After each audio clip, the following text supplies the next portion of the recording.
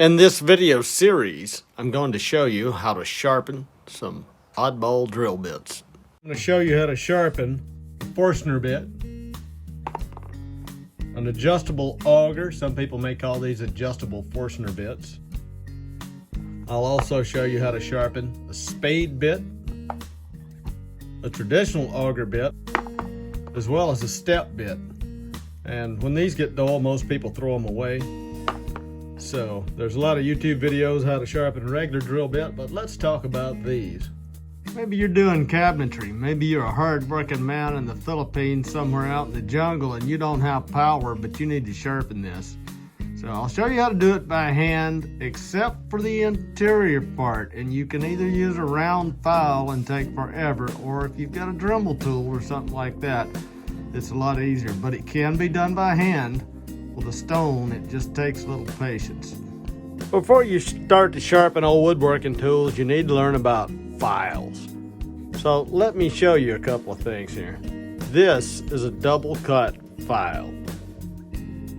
Notice you have the initial rough cut going this direction, but if you look ever so closely, you also have a cut going this way. So it's double cut.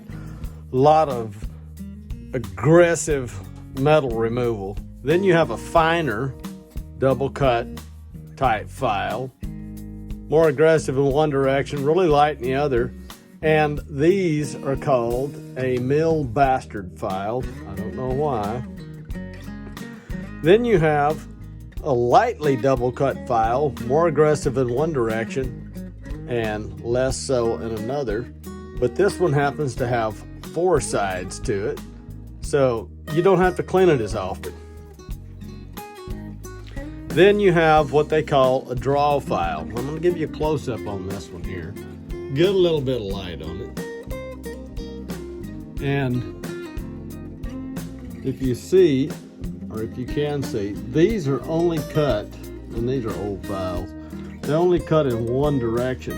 Another common name for this is it'd be a draw file, single cut or a draw file. So what you would do in a situation where you would use one of these is, say you had a scraper. So you've got your metal for your scraper. Now, if you want to know how they used to refinish, or they finished, not refinished, but that too, but old pianos and stuff and made things flat, they'd take a piece of metal and they'd pull it across and you'd support it evenly and pull it across something. And you could actually peel shavings up off of it. So pretend this is a piece of metal. You'd put this in a vise or have somebody hold it for you.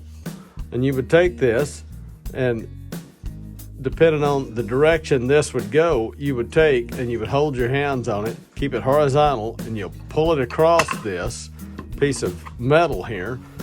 And as you pull it across, lift up, go back, set down, and pull across, it would take and it would roll a lip to one side, and then you would take that lip and you would go across something to scrape it.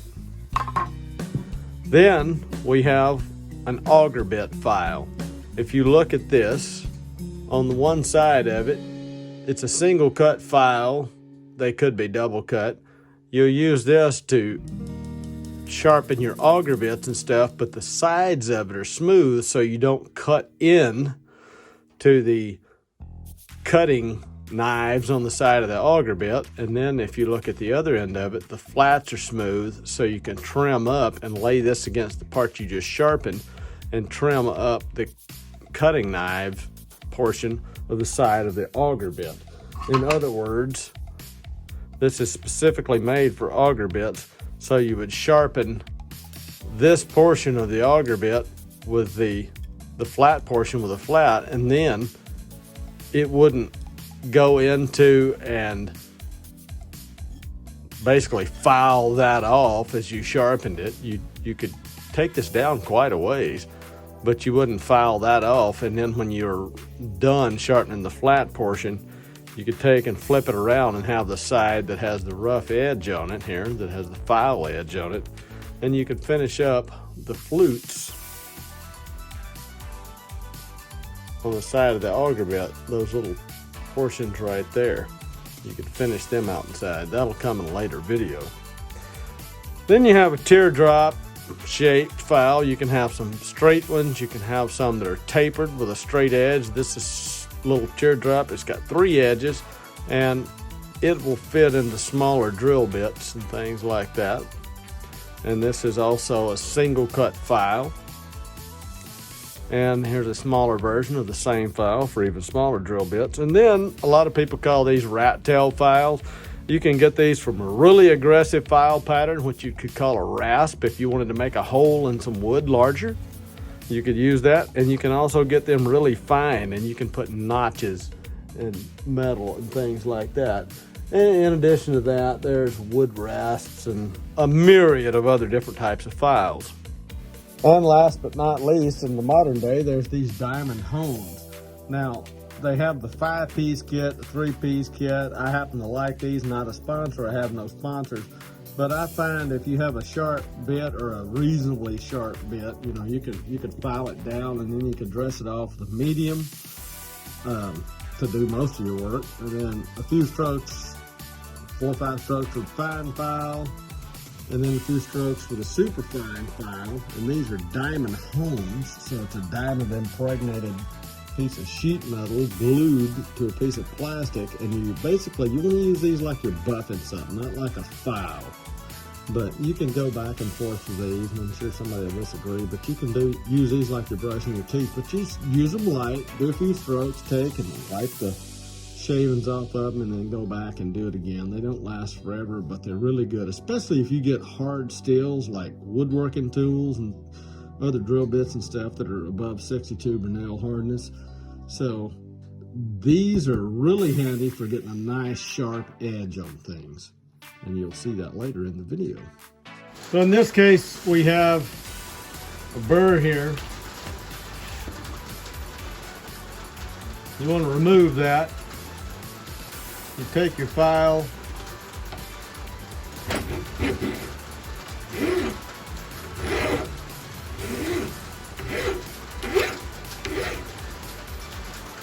and you're done. With a good sharp file, you can remove quite a bit of material at one time. And you'll notice your file starts to load up, in which case you'll need a file card. And a file card basically looks like a little brush about so wide. And you can take a wire brush too, but you'll take the bristles and you'll clean this out. And don't scrape against the file, scrape with the grooves in the file to clean out the pins, which are the chips. But you can see just after a few strokes, and I'm doing that gently to show you, you can see how much metal you can take off with something. And this is just mild steel. This is a Forstner bit. My personal favorite for sharpening Forstner bits are these diamond coated files. I don't have any sponsors. So there's multiple grades. I know there's about 5 grades of these.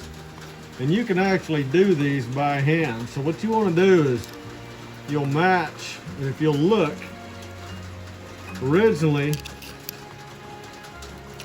you've got one cut like so, a relief cut, and then you see up where they, right here, so it pivots slightly. So you'll take this file, you'll go through, lift, back through, and the whole time you're keeping constant contact with that edge, and you're matching that original factory angle on there. And you can do that and then work it all the way down to where it's fine. And then you go back and you can take a file and go across like that. And what you're doing is, so this is flat right here. You're just working the burr off very gently, keeping that factory angle. And you can get these where they shave. Now, as far as the outside, when they get dull, you don't want to take any metal off the outside of these because you'll ruin your diameter. You'll end up creating a tapered edge on the hole, And if you do that, then you're cutting a smaller hole than you're forcing the rest of this bit through. So in this situation, you'd need either a round file, in this case a Dremel tool works best, where you would take the Dremel tool and you would go inside and match that edge and ever so gently go around and sharpen this edge from the inside, matching the factory angle. And after that's done, if you had a slight burr left on the outside, you could take a little leather and work it out, or I can take, if you look, I have a slight burr left on the outside. You can see right there, kind of, the dark spots. If I match this file straight to that angle, then I can go around and ever so gently take those off, but the entire time I'll be putting it right to this, basically rotating the drill bit around it. So to do this in a vise, this is part of the drill bit your drill chucks up to. So this we'll put in the vise.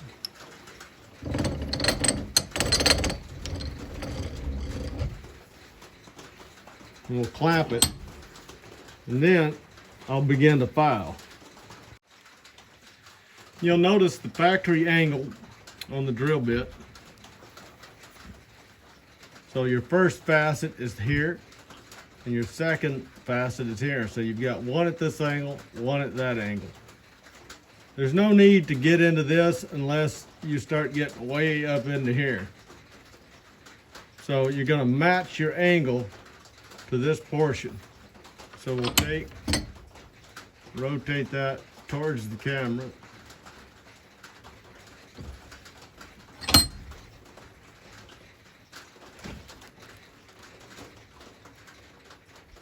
And then we'll file. And you just want to take your time and be steady with it, and you want your file to be down against this part in here. So touching down there, roll over, maintain your angle. And what you want to do, it's like the guys were having a contest one time, and they says, well, you got 8 hours to see how many trees you can chop down. And the one guy went to town and he worked all day long, and the other guy sat out and he sharpened his axe for 30 minutes, and then he worked for about 30 minutes, then he'd sharpen his axe for about 15 minutes, and then he'd work for 15 minutes, he'd sharpen his axe for 15, and then he'd take a break, he'd sharpen his axe during his break. And he spent most of the day sharpening his axe, what he seemed like. And the other guy works through the break, works through lunch, and at the end of the day, the guy that spent most of the day sharpening his axe had more trees cut down. So just think about that story. I guess that was some old logger story I heard up here in the Pacific Northwest. Well, I know it was because a guy from a family of loggers told that to me. So you sharpen often, then you don't have to start all over, because if you let these go too far, or if you chip them out and hit a nail, you just about destroy these. I mean, you'll have another cutting edge. They do have 2 other edges, so you can keep using them, but you don't want to destroy things. So once we get that sharpened, then we'll dress up the other side. Another thing you have to consider is the geometry of your drill bit. Notice this angle.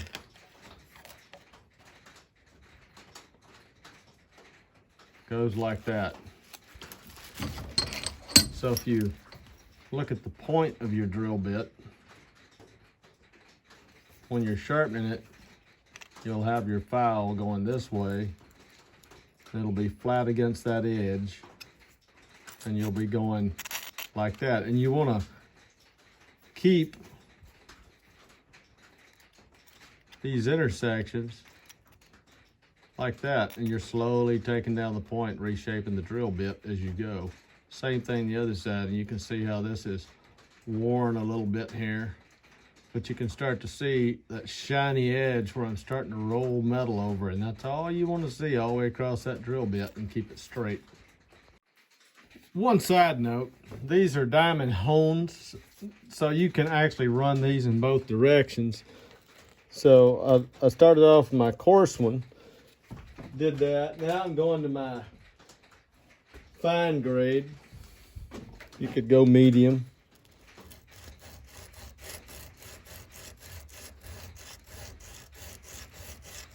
I'm not pressing hard.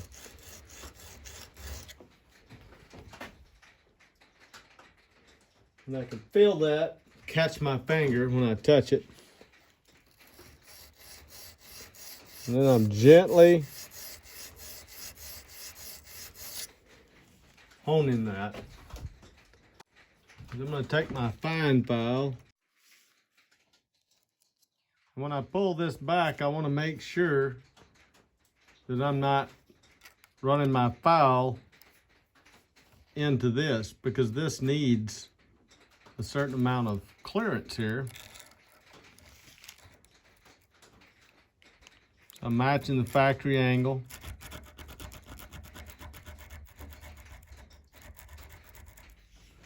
Didn't take much.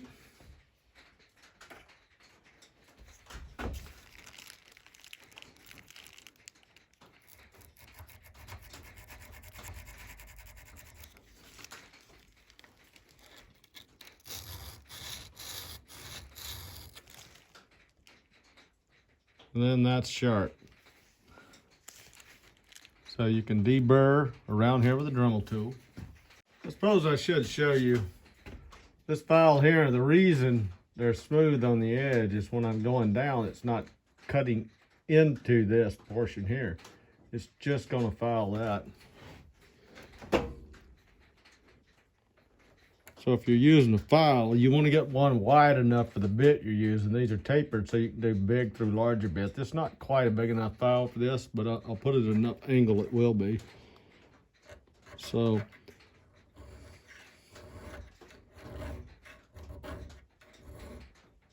I'm lifting it off slightly. And that'll be the same technique. And then when you go and file this, you just got to get the right angle on there to where you can work that out with a file. And you can do it if you have a nice sharp new file, and it don't take much because this is not real hard metal. And it'll keep you going. It won't be as sharp as you can get it with a diamond hone, but with a file like this, you can just keep going. You get your few of these, you stick one in your pocket, and if the file gets dull or loaded up, you need to clean it out or switch to a new file. But a clean file cuts because it stays sharper and it isn't loaded up.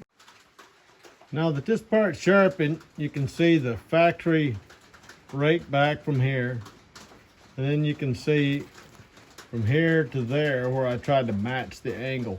You can, with your fine file, give it a little bit different angle.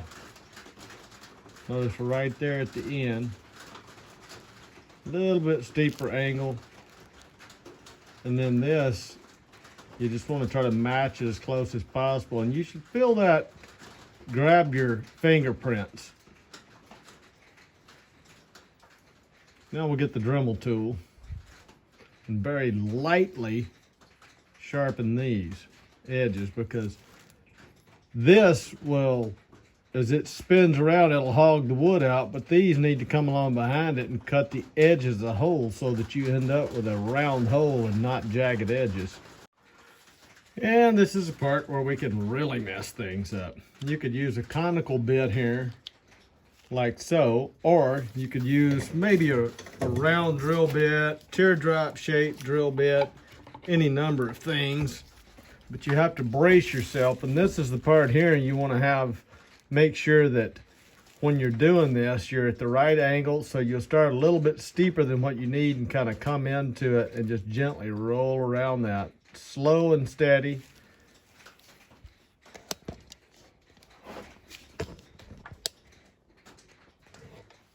And we'll see how this goes. So at this point, it's easy to mess it up. So you'll start with your bit here, and then you roll it into the factory angle, and you just want to shine up the entire edge from here to there.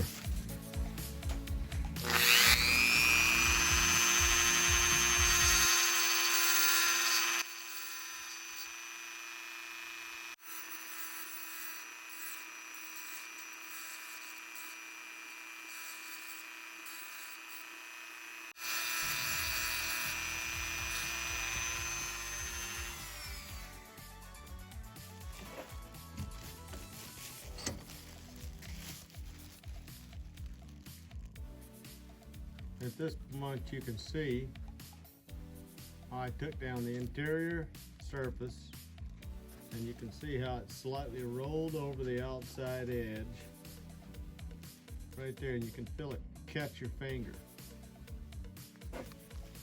The next step, I'll take my file and kind of in a helical pattern, I'll go around this. And I'm trying to maintain contact with this. That's all I want to do. I don't want to put a bevel on it, just flat, because it's no matter how perfect of an edge you get, as soon as you start cutting wood, it's going to roll it over, start to dull it, whatever. So you just want to get something pretty sharp. Razor sharp is not the best for everything. Not to say that razor sharp isn't good. Razor sharp's good, but there's some things, it's like if you sharpen the kitchen knife razor sharp, well, okay, it's good until the first time you touch a bone or a kitchen board, and then it rolls the edge over and it's dull again. So I'm doing this in real time here for you.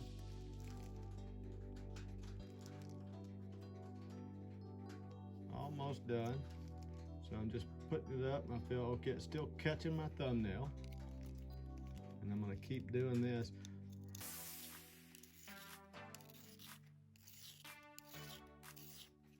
Be careful about cutting yourself, because the drill bits get, you are sharpening the drill bit.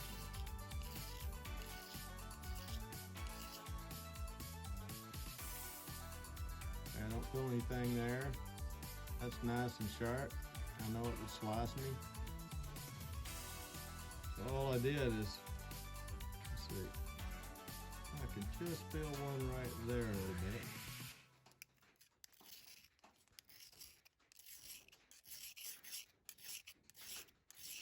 You could do this outside portion with a file too, especially if you're framing houses. I mean, it's different. This is stuff I use for furniture making.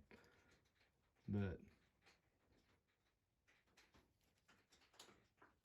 I can feel that lip, and you can see that facet right there. See how that lip's rolled? I haven't taken that off.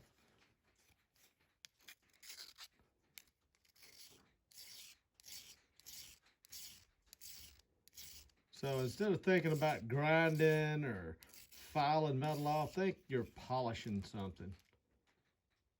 Now, that lip's gone, and that edge is really sharp.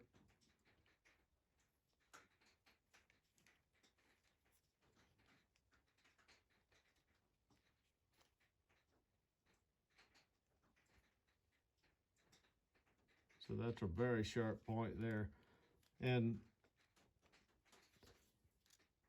notice I haven't changed my geometry of the drill bit at all. Now this is like new. Let's go see what it cuts like. But before we cut, I want to show you one thing. So I sharpened the other side here. And you'll notice when I went across, see how there's sanded spots and there's spots that didn't get sanded? I can feel a lip right there, and as I go around this, matching, so I'm matching with the factory edge, putting my finger on it, holding it flat, and just gently polishing the edge. And I turn that drill bit as I go around it. And I go back and look at it, and you'll see that there's areas that weren't sanded. Now you look underneath the peaks, peak. Right up at the top of that peak's a little bit of a burr, and my hone is not sanding this part. That means I'm still taking off that sharp spot, but down here where the dip is, because this is closer to this end, the angle is shorter, it's flatter. So I'm sanding here, but I'm still taking off here, and I'm taking off the base down here. So that tells me I'm not quite there yet. So you'll start to look at the shine of the metal in different places. And yes, I know this is a long video, but you know, if you really want to know how to do stuff right, it takes time. Not every YouTube video can be 5 minutes. But I can sharpen one of these drill bits in about 5 minutes or less and get it really nice, and then I can hit it once in a while after I'm done drilling something, maybe for, I don't know, 20 seconds, and I can keep them razor sharp. This one is dull a little bit because I drilled a bunch of holes in some cabinets and stuff with it. So now that sucker's sharp. Another thing I learned in machine shop is when you turn your chuck key to keep your drill bits true, you know, so righty-tighty, lefty-loosey, you do like so. So you'll chuck your bit up, do that, get your next hole, and go all the way around that. And my machine shop teacher in college said you do that to take up any slack, because sometimes you can have a little slack in the mechanics of your chuck. All right, this is the first time through. I haven't did a trial cut or anything like that.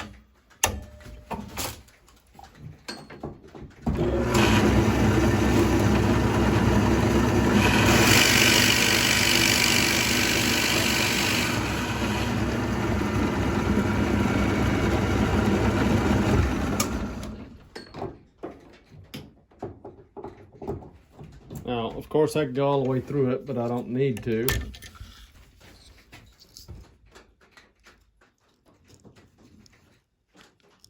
See how nice, smooth hole that is. And it bottoms out nicely too, and it's not tearing the wood. And you can see how good that is. So you say, okay, fine, that's a piece of soft wood. Well, let's try a piece of plywood. So we got a piece of 3/4 inch sanded, I don't know if this is, maybe, I'm not sure actually. I don't know what it is, but it's a piece of plywood, so you'll have some glue and stuff like that in there to cut through.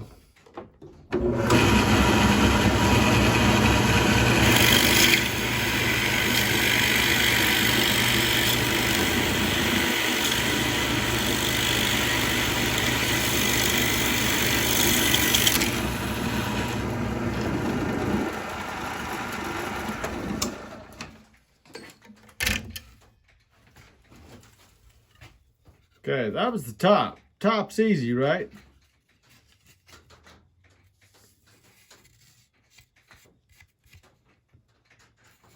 And if you want something without any of these microscopic little chips on it, you know, first, of course, we know we need a sharp bit, but put another piece of the similar wood on the back side of it when you come through. I mean, you can see right here that the piece of wood I had down there has had multiple holes drilled in it. It's not the best thing to come through because you'll get push out and your wood will splinter out. So I need to get rid of this piece of wood and replace it. But you know, even without a backing, that cut through it nice and smooth. So if I'd have had a backing, that would have pretty much just looked like that. So I hope that helps somebody, and you can do it. And I found more than one time when I buy one of these drill bits from the store, the first thing I do is I bring it home and I sharpen it because they're not as sharp as I make them. One other thing, remember, you just sharpened your tools. Now you can cut yourself on them. It's just like you got to let your wife know if you go in there and sharpen her kitchen knives, you better tell her, hey, honey, I just sharpened all the knives. Because if you don't, she's going to cut herself. And she's going to know the knives are a lot sharper. And then guess who's in trouble? Please subscribe. Thank you.